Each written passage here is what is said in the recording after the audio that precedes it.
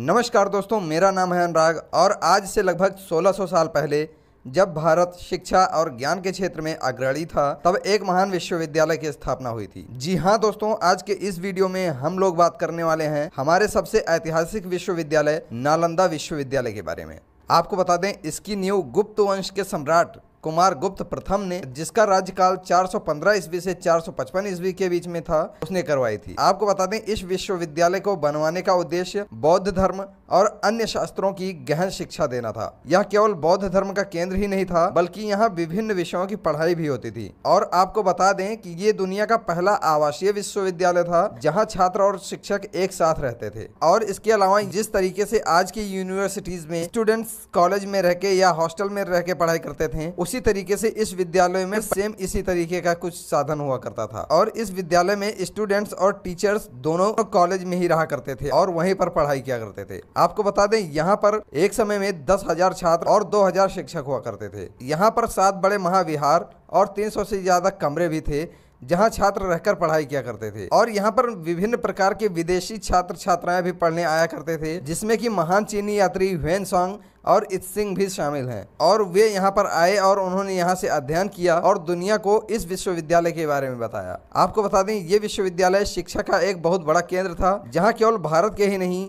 जैसे मैंने पहले ही बताया, बल्कि चीन, Korea, Japan, Tibet, Mongolia, Indonesia, फारस और ग्रीस से भी छात्र आया करते थे। इस विश्वविद्यालय में बौद्ध धर्म और दर्शन ही नहीं, बल्कि गणित, जिसमें शून्य और दशमलव की प्रणाली, अंतरिक्ष विज्ञान और खगोल शास्त्र, चिकित्सा विज्ञान जिसमें के आयुर्वेद, धातु विज्ञान और स्थापत्य कला, व्याकरण, भाषा विज्ञान और संस्कृत, तर्कशास्त्र और राजनीतिक जैसे विषय पढ़ाए जाते थे। आपको बता दें, नालंदा के 3 प्रमुख पुस्तकालय थे, जिनमें की लाखों पांडुलिपियां और दुर्लभ ग्रंथ संग्रहित थे।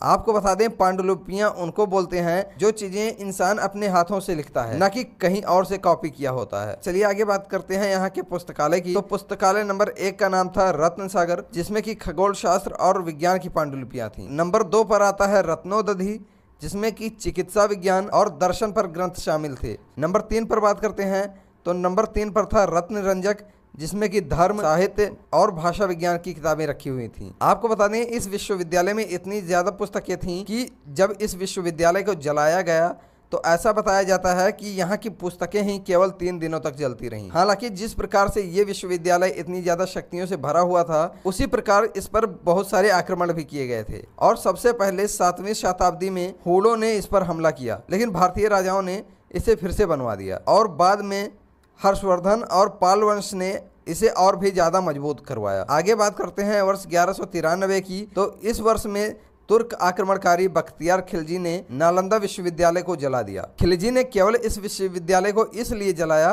क्योंकि जब वह बीमार पड़ा था तो नालंदा के वैद्यों ने उसे ठीक करने की कोशिश की, और जैसे ही वो ठीक हुआ, उसने इस विश्वविद्यालय को जलाने की योजना बनाई। उसका मानना था वहाँ के अध्यापकों ने अपनी पद्धति से उसे ठीक कर दिया। तब उसे इस बात पे गुस्सा आया कि ये हिंदू बौद्ध पंडित इतनी बुद्धिमत्ता कैसे रख सकते हैं। आपको बता दें, उसने वहाँ के गुरुओं और छात्रों का कत्लेआम किया और बहुमूल्य पांडुलिपियां जला दी। और आगे बात करते हैं, नालंदा पर 14वीं और 15वीं शताब्दी में भी आक्रमण हुए थे, जिससे यह पूरी तरह खंडहर बन गया था।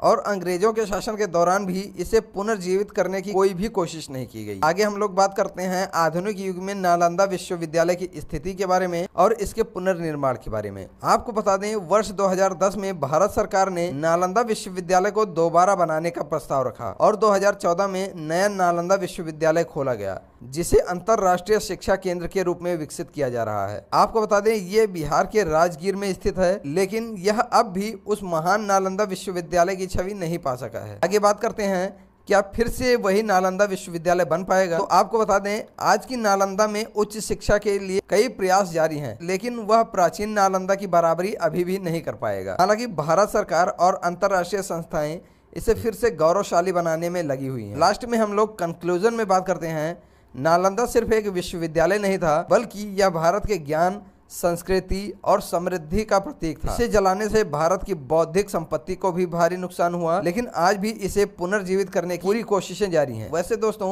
आपका इस विश्वविद्यालय के बारे में क्या कहना है, हमें कमेंट बॉक्स में जरूर बताइएगा। और अगर आपको हमारे ऐसे कंटेंट पसंद आते हैं तो हमारे चैनल को सब्सक्राइब करके वीडियो को लाइक और शेयर भी कर दीजिएगा। हम आपसे मिलते हैं एक और भी दिलचस्प भरी कहानी के साथ। तब तक के लिए टेक केयर, बाय बाय।